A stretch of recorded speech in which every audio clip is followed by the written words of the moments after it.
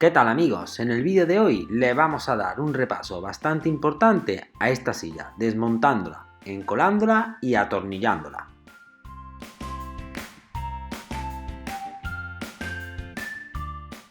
Como veis, la silla se encuentra en un estado pésimo, pero en este vídeo que dura solo 3 minutos, la voy a dejar como nueva.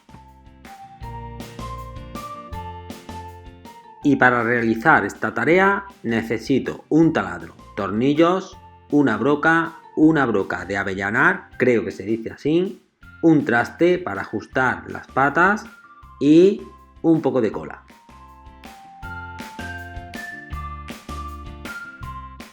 Bueno, lo primero que hago es desmontar casi toda la silla, quitando toda la palillería que puedo. El siguiente paso, utilizo el taladro con la broca. Yo le voy a hacer unos agujeros por los huecos que deja la palillería. De fábrica no viene, pero mi intención es ponerle unos tornillos para que dure mucho más tiempo. Una vez he terminado, coloco la broca de avellanar y avellano los agujeros que quedan, con el fin de que el tornillo se quede escondido dentro de la madera. Ahora voy cogiendo cada pieza, la encolo y la voy encajando cada una en su sitio.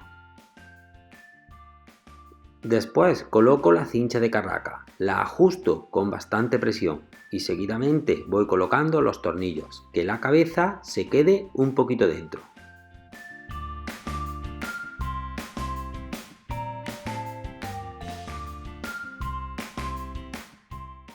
Ahora hago lo mismo con la palillería de las patas. Encolo, encajo, coloco la cinta de carraca, la ajusto con bastante presión y voy colocando todos los tornillos. Una cosa que os quería comentar antes de que termine el vídeo es el tema del sobrante de la cola. No os preocupéis porque luego esta cola cuando seque se quita muy fácil. Después de 24 horas quito la cinta de carraca. Y ya tengo la silla ajustada y bastante rígida. Por último, lo que voy a hacer es tapar las cabezas de los tornillos con una cera del mismo color que la madera. Poco a poco voy tapando todos los tornillos y el sobrante de la cera lo quito con un taco de madera plano para no dañar la silla.